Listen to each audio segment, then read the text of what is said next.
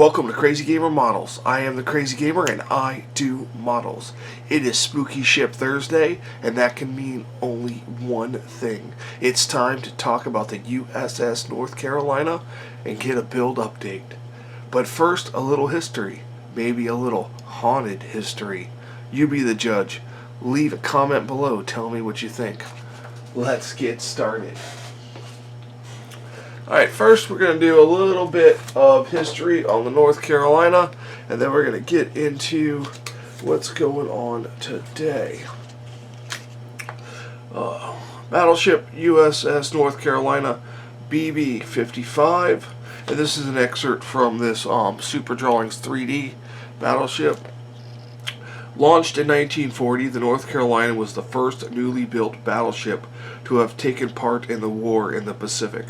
During her busy combat career, she demonstrated that battleships could perform very well indeed in their new role as escorts for fleet aircraft carriers and weapons platforms, providing support fire for ground troops. Having earned no fewer than 15 battle stars during her wartime service, North Carolina was the most highly decorated U.S. Navy battleship of World War II.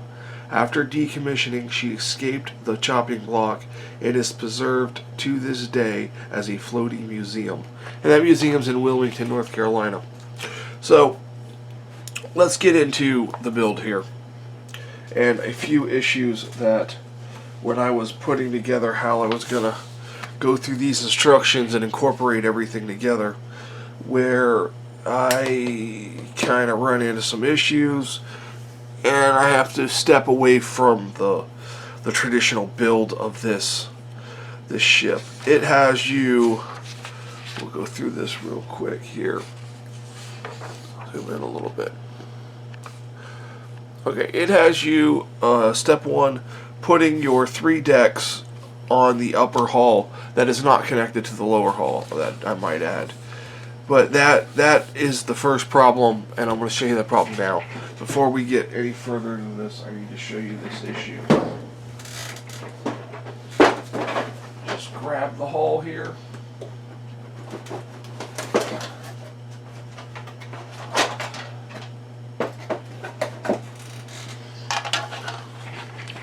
Okay, this is your upper hull piece. I'm going to have to zoom back out. I hope I can get the whole thing on camera. Nope.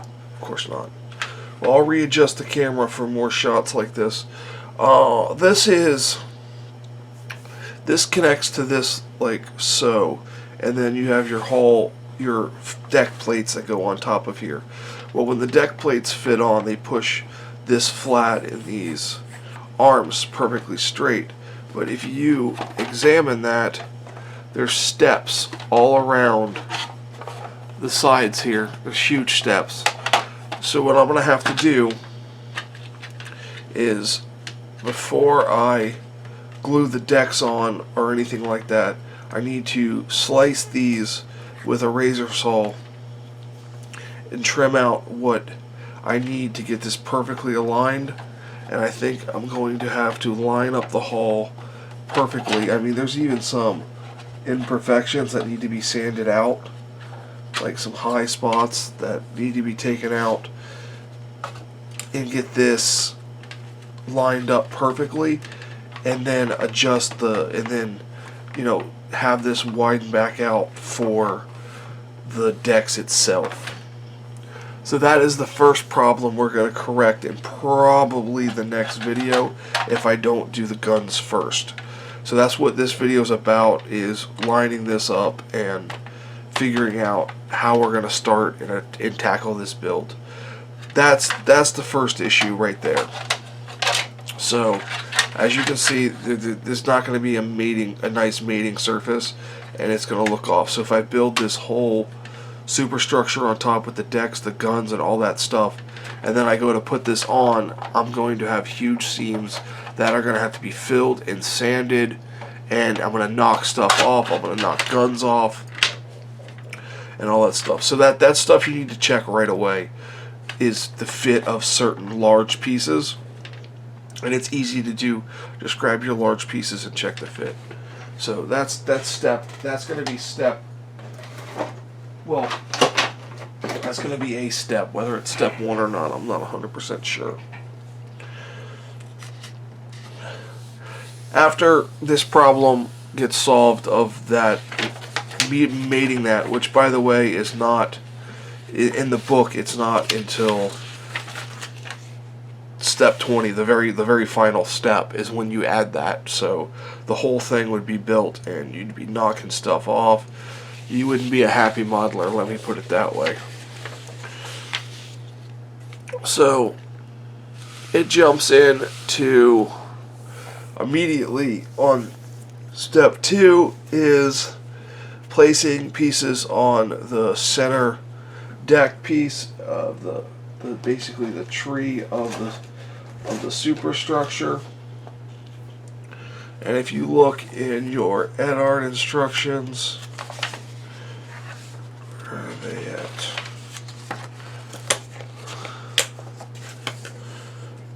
In your ed.art instructions here. See, they're not in order as they go through the ship here.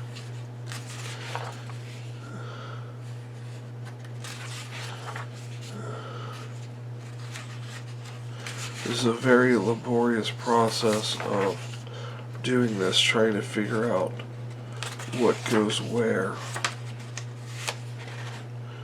Okay, so this one doesn't have those pieces in it.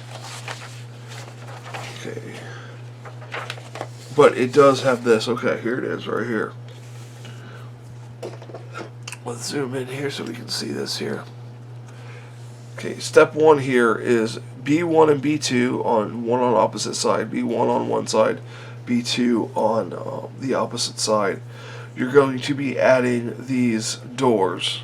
They can be either open or closed with 32 and 36, or 33 are your options right there. And it's on both sides. And you can bend it to make it look open. Now, B2 is this section right here, which is this door here. And then B1 is going to be this door here. I'm sorry.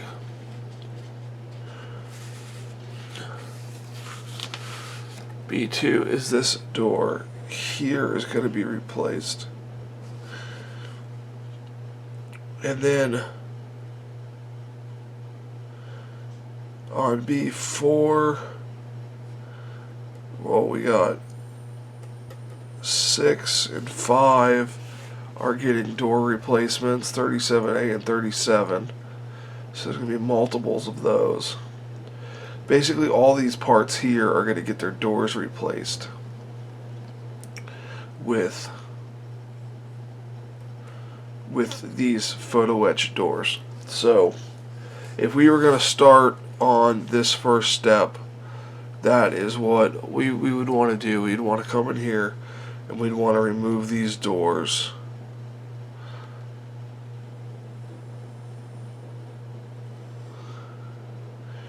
See, this B24 doesn't show an ammo chest or a chest on here, but we'll get to that. So immediately these are all going to get photo etch.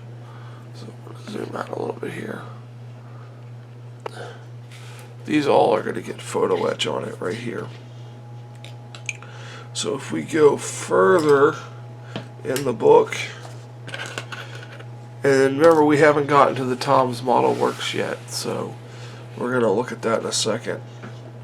So if we go further, we're looking at the bow of the boat, and here we have the bow of the boat. We have this D38 piece here, and we're making some photo etch modifications to that, and a lot of modifications to this section. All these parts in here are getting photo etch, and also there is a plate going over where the anchors are, and then there's the 2 railings going across the front, and then we have a little bit on the aft deck.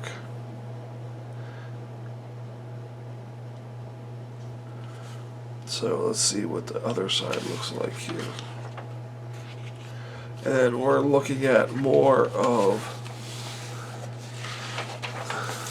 the bow, and we're starting to add shields. These D4, 5, and 7, and then we're going to be adding guns here. I believe some of the shields were added on this side. Yeah, so the shields started being added over here. So these shields, I believe, come in one of these kits.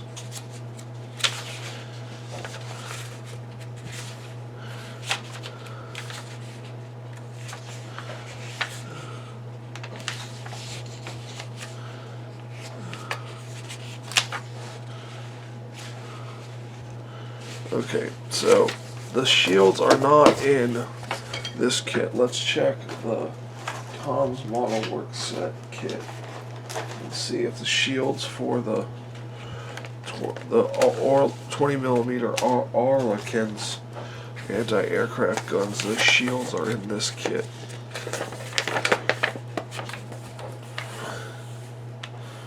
Uh, 20mm gun shields.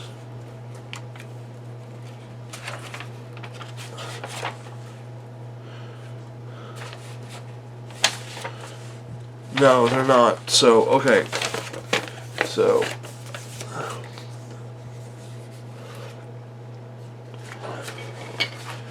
this stuff is going to be done with Edard Photo Etch.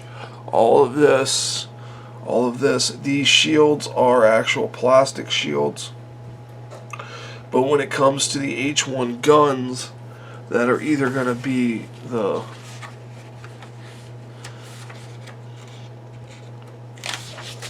brass photo etch guns that are in the Edard set. You got the single or the twin mount here. You either can make them that way, or you can use these guns right here from Alliance Model Works. The 20mm, you make a twin or single. These are all singles, or what I need is all singles. So that's basically we're 3 steps in and we have a ton of photo etch already. And as we move along the assembly instructions, we continue with this pattern of needing the photo etch guns placed. The ammo containers, they're going to be plastic. And then we continue down the deck with more guns, more railings, and life rafts, which are going to be photo etch. Trying to see if I see any more photo etch than I know for sure. Yeah, a lot more 20mm. There's a ton of 20mm on this. Okay. So that's basically that.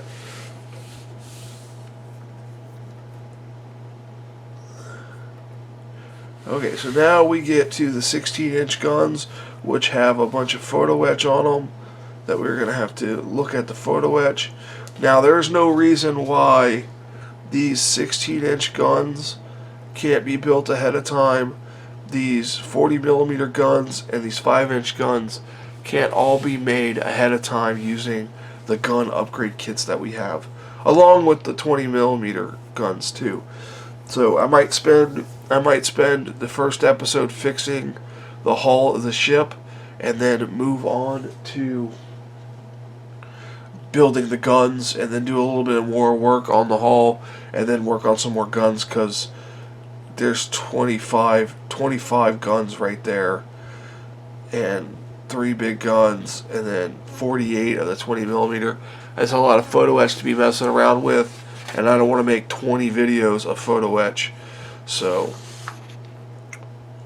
and I also don't want to spend 20 days on photo etch either at a time. I don't mind photo etch, I enjoy it, but you know, we're going to have to pick and choose how we tape this and what we do on and off camera. And then basically the whale boats, they get some photo etch, and then the superstructures and the catapults, all that's photo etch. Then we're adding the guns that are already been built. And then we have a lot of the island structures that have photo etch that goes around them. Same, yeah, all this is just photo etch everywhere.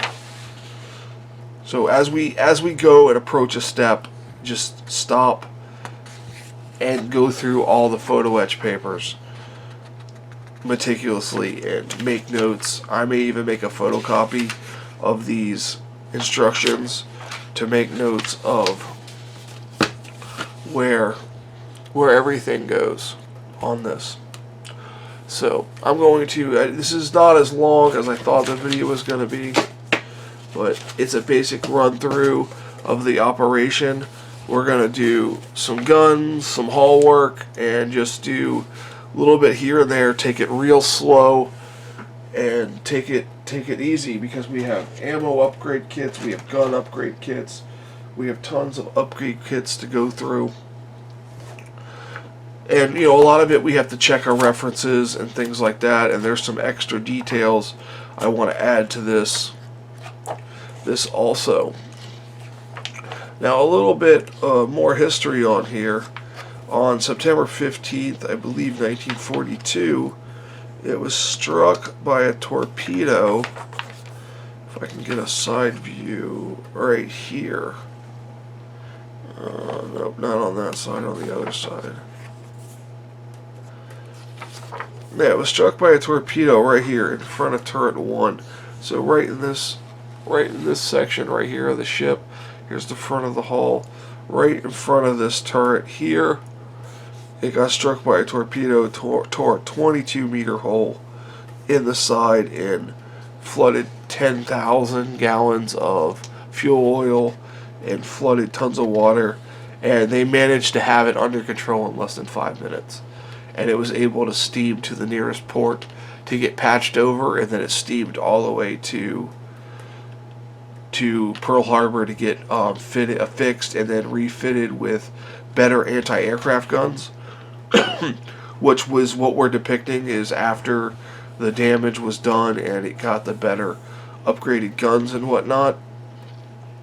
Also, there was a friendly fire incident and one of the barbettes where another ship was trying to shoot down a kamikaze plane, and one of the 5-inch shells impacted the North Carolina and killed 5 people and wounded 44.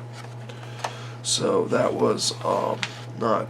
And there was some activity there when some of these ghost investigator people went there. There was, you know, they reported some activity of what was going on.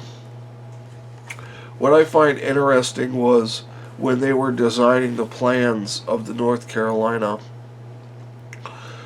there was a Project F, which had a aircraft launching platform. It was going to have 3 large bow catapults and 2 quadruple mount turrets on the stern. It was a hybrid design that President Roosevelt, it became his firm favorite. It was the one he wanted. And it was going to have up to 12 16-inch guns. This thing was going to be loaded down. But because of the treaty they signed, they couldn't build anything over 35,000 tons of displacement. So they were limited at what they were doing. But when Japan said, yeah, we're not doing that, and they started building the big giant classes like the Yamato and things like that, the U.S. was like, well, we need to match that, so we're going to put some 16-inch guns on our ship. But in order to compensate and be under the weight, the armor protection on the North Carolina could only be resistant to 14-inch guns, which was rare for a battleship, because a battleship normally has the armor protection of the guns it carries. So she was rare in that design, to where she had less armor than what her guns could penetrate. So that was a pretty rare and interesting fact that I enjoyed reading about this in my many histories of the North Carolina. It fought in a lot of battles. It shot down between 15 and 25 confirmed aircraft and assisted in many more. It sunk a transport ship full of troops, and it participated in many ground bombardments.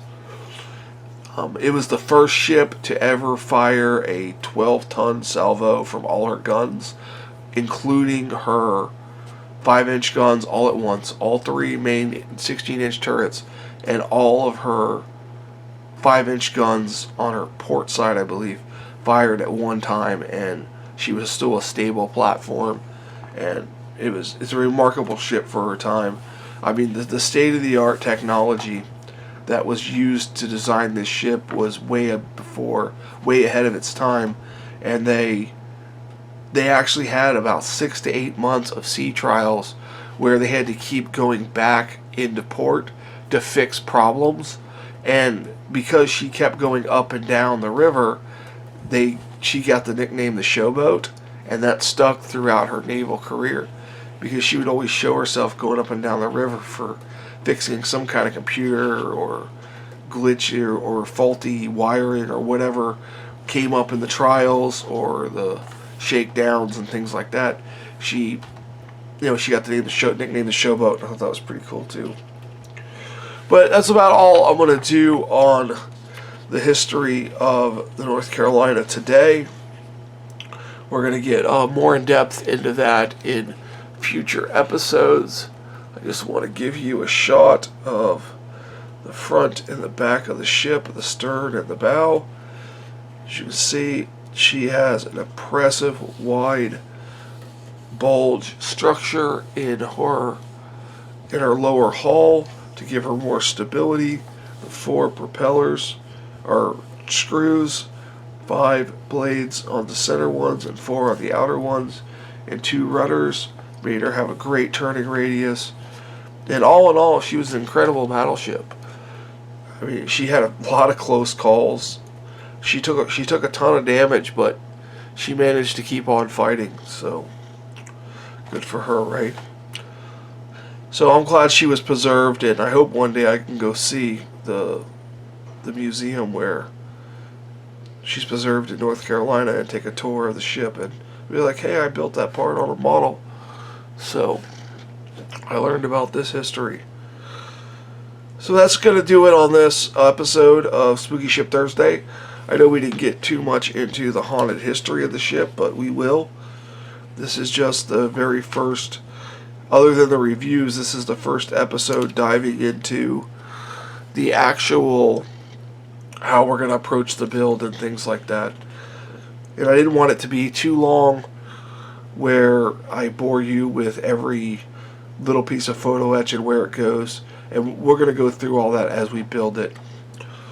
So the build episodes may be short, may be long. They could be varying in range. I'm hoping they go up every Thursday. But if there's a week or two's worth of repetition, I might just put up a history video and some progress videos and not do any kind of building or anything. Because once you see me build 10 guns, you don't need to see me build the other 38. So it's basically folding tiny photo etch. But I will do them on camera until it gets to the point where I can't do them on camera anymore, and I need 6 optivisors and a magnifying glass and all kinds of stuff. But that's going to do it for this video. For Crazy Gamer Models, I'm the Crazy Gamer. You guys have a fantastic day.